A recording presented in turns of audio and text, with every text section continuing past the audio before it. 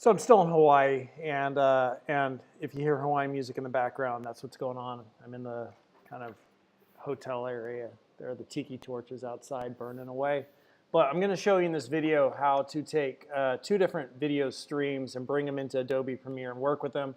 And I'm doing this for my friend Brian. I'm helping him create a course for our platform, Greater Commons, which is for the greater common good. And it's a platform where anybody can teach and anybody can learn. And to teach on Greater Commons, all you have to do is understand something and be able to convey that understanding. You don't need a bachelor's degree, you don't need a master's degree, you don't need a doctorate degree. If you understand something like programming or playing the guitar or cooking or speaking Italian or Japanese, and you want to teach people how to do that, if you understand something and you could convey that understanding, you can teach on Greater Commons, you can help people, and you can generate extra income for yourself. And that's win-win all around. That's super awesome. All right, so in this video, you're going to learn how to take two video clips, bring them into Adobe Premiere, and then start working with them to edit them. And I'm going to show you how to get all that set up. And I'm working with my friend Brian, like I said, with his video here to make that happen. All right, so in the previous video, what we saw was how to capture that. You want to capture your screen if you're recording something on your computer, and then have another camera capturing the instructor. Now, I've brought those two clips in. And so here is my screen recording. So I could label this screen if I want, just click on it. And here's the instructor. And this instructor here was captured by GoPro. And so the screen is the first one that I want down. So I'm just going to drag this and bring it over and drop it. And on the timeline, it's going to drop in the screen deal right there. So there's the screen recording. And I'm going to unclick these because I've already dropped video and audio there, and that basically says as I bring new stuff in, I'm going to, right there, the tooltip, if I hover over that, it says toggle the track targeting for this track. So now when I drop something new, it'll put it on this and put it on that one. And so it also just named this thing here screen, but I'm going to call this final video or whatever. Or I'd call it like video 002 getting started, right? If I'm creating a course, whatever the name of it is. Because then when I encode it, it's going to come out with that name. And you can see it's now 002 getting started there. So now I have my screen out there. I'm going to grab the instructor and drop the instructor out. Oh, before I do that, screen. Okay, so this screen here is right now, the screen, the resolution on that was recorded at 1920 by 1080. Okay, that's good. That's what I want. No, and screen was 3200 by 1800. There's the screen. The instructor is 1920 by 1080. So I'm gonna come over here, and now on this one, right? So that was the original clip I dropped out, and this one out here, the kind of timeline, that has the same settings, but I want that to be just HD. So I'm gonna right-click this here, right-click this, and go into sequence settings. So I'm gonna go up here, sequence settings.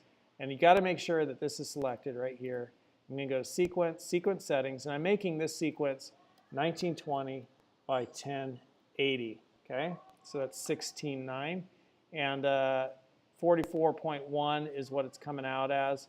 That's fine. If I wanted to, if I was working, everything is 4800. I could set it to that, but I'll leave that. And in the previous video, we talked about getting those things right.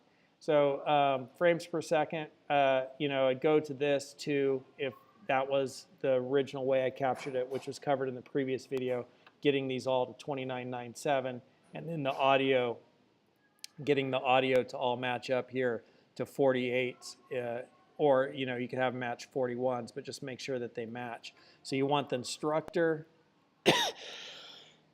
recording, and you want the screen recording. You want those two to match, the frames per second, and then also these two right here. And so in the previous video, which you could find on our YouTube channel, so you just go to YouTube, Greater Commons, and that previous video is Greater Commons YouTube, and that previous video here is called videos. It's called OBS Settings Mac, right? So that's that previous video where you can learn how to do that. All right, cool. So I get this out here, and then I select it. You got to make sure it's selected, and go to sequence settings, because I'm now changing this down to HD. This is what I want to have produced. And when I do that, hit OK, right? This clip here is much bigger than 1920 by 1080, so now I need to scale it down to fit this window.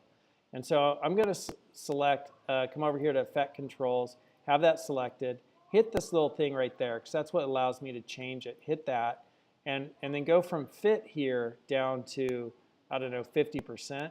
And now you can see those sizing handles. So I could hold down Shift, and I'm moving it. I could hold down Shift, and now I'm scaling the size of that. So I could try to get this to fit right in that area. And so that's getting closer to the size. I don't want it to rotate. I'm just going to hit Escape. And then undo that. Edit, undo.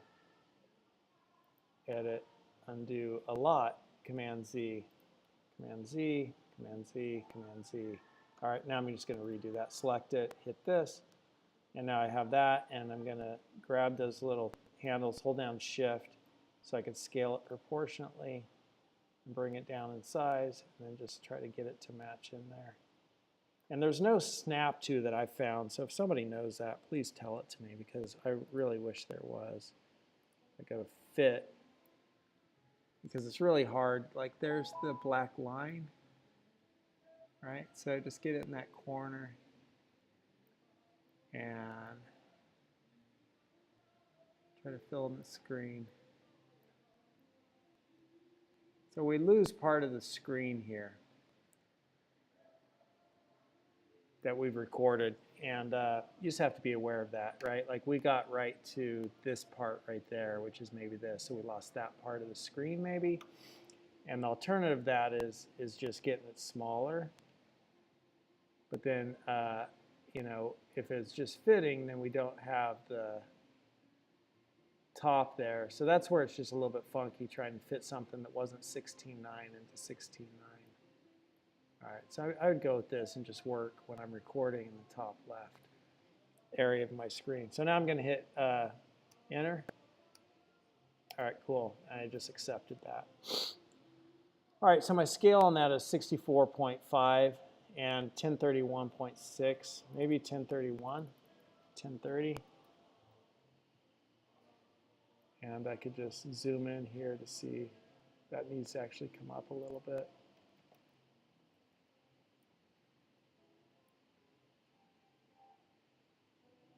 That looks pretty good. So I might take a little screenshot of that, just remember those settings.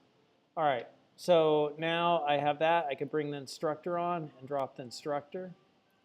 And then I would select both of these clips, and if I had a marker between when I started recording, the marker, that will allow me to right-click this and then synchronize. And then those two clips will automatically synchronize on audio. So that's a really nice feature. And then I could take the instructor here, and I could click away and just select the instructor, click this little sizing right there, and bring it down to 50%. And then I could size him down. And now I could do things where I just want him up here for part of it. And maybe when we start out, I want him full screen.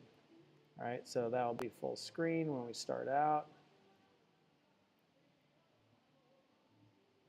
That's good. And I'm going to turn the audio off on this because these are actually two different clips, and so the audio doesn't make sense. And I'll mute the audio on each of those. Cool. So now I have the instructor, so he might start out talking. And I could do my cuts right here, so like I could kind of cut out that hand clapping. So come in here and he starts talking right here, and so I could zoom in and see, okay, that's where he starts talking, is right there.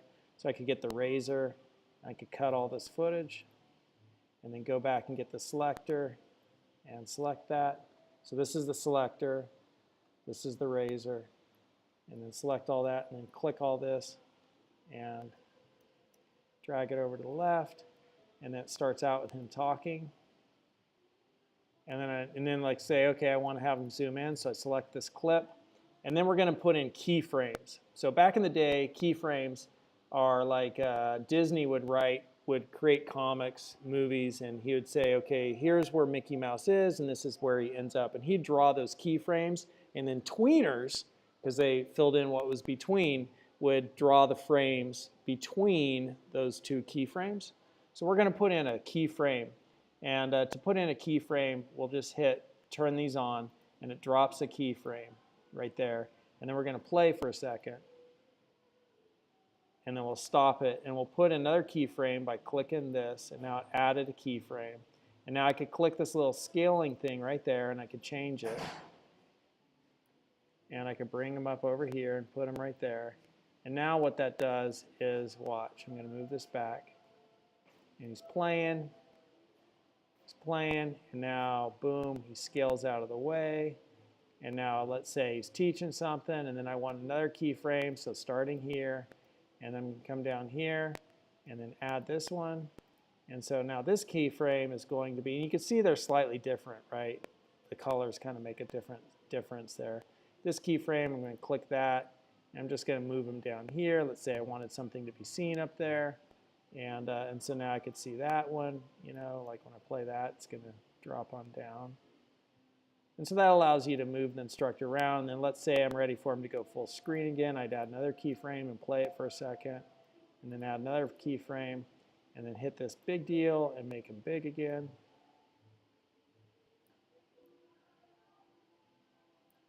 And then I can see what that looks like.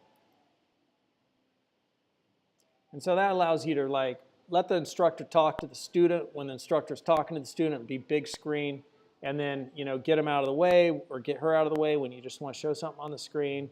And then, you know, bring the instructor back up. And you can also do that zooming in, zooming out, you know, down here on this thing here, right? Like, you know, I could select this one and select this one, and I could add a keyframe right there. And then I could come over here and I could keyframe that. And then I could do this. And I could say, oh, we're zooming in on this. You know, like look at this thing right there. And then when I play that, you know, that one got zoomed in. So it allows you to zoom in. And you capture more pixels, you know, more pixels, as many pixels as possible on your screen, so as you zoom in, you don't pixelate. So all of this stuff, I know that was covered pretty quickly, but all this stuff I teach in detail at this course right here, world-class online teaching, Teach Online for Fun, Profit, and to Help Others. And so you can come take this course and I'll walk you through all that really in detail and a lot more slowly. But that's the basics of getting video up and running. Last thing I'm going to share with Brian here is that Brian's camera is set lower than him. And you want your camera to be set pretty much right equal, right across, because the student-teacher relationship is a relationship of equality and respect. And when you think about cinematography, when the person is looking down on the camera, right, like Brian is here, and let's just bring that up right there, right? Hey man, where's my footage? Oh, that's the OBS recording. Anyhow, so here, you know, Brian is looking down on the camera. Let me just get a better picture, big screen of Brian. There we go, right? Like the camera's below him. He's looking down on it. And so that's actually, you know, conveys, hey, I'm looking down on you. He's in a higher position of power. And if the camera was above him, we'd be looking down on him. We are in a higher position of power looking down on him. But when it's straight across, there's the equality. So I'm going to encourage Brian to put his camera up on a stack of books as it's a GoPro. Just create a stack of books. You could set it off to the side of your computer, stack it up so it's about your height, have the camera straight across from you. And then when you talk, you could talk to the camera and explain that. And you're like, okay, now let's go look at that. And you could then go to your computer and you could do this. And the camera's getting a side profile. That's cool. And then you could say, ah, cool, we got it. And then you'd look back to the camera and talk to the student. And you'd look in that camera lens as if you're looking through in a window across space and time at the student, at the person. Right here, I'm looking at you. In actuality, I'm looking at a little glass camera lens. But in my mind, I know that that glass camera lens is a window across space and time that's allowing us to connect as humans, allowing you to see me and me to see you. And so that's what I'm looking at when I'm talking. You know, I'm speaking to an actual human. I know that in my head. And so that's what you can do is just have your camera right here. So I hope that was helpful. Brian, I'm super excited for your course. Man, it's looking great. I love your test videos. Thanks for sending them over. Dial in those few settings. Get your camera in that one location. You're good to go.